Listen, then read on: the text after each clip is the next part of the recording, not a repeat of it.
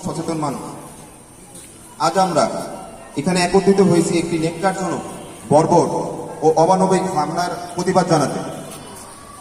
একজন চিকিৎসক যিনি মানুষের জীবন বাঁচাতে দিনরাত নিরলস পরিশ্রম করে যান, সেই ডাক্তার নাসিরের উপর যখন কাপুরুষোচিত হামলা হয়, তখন একজন চিকিৎসক হিসেবে আমরা অপমানিত হয়েছি। এবং খালি চিকিৎসকই না, এটা ডাক্তাররা সমাজের সেবক, অসুস্থ মানুষের পাশে দাঁড়ানোই তাদের দায়িত্ব। অথচ আজ নিজেরাই যখন আমরা নিরাপত্তাহীনতায় ভুগছি, তখন একজন চিকিৎসক হিসেবে আমাদের আজকে এই মানববন্ধন। আমরা স্পষ্টভাবে বলতে চাই, এই হামলার সঙ্গে জড়িত যারা আছেন দ্রুত শনাক্ত করে তাদের আইনের আওতায় আনতে হবে এবং কোনো প্রভাবশালী মহল এবং রাজনৈতিক ছত্রছায়া যেন অপরাধীদের রক্ষা করতে না পারে।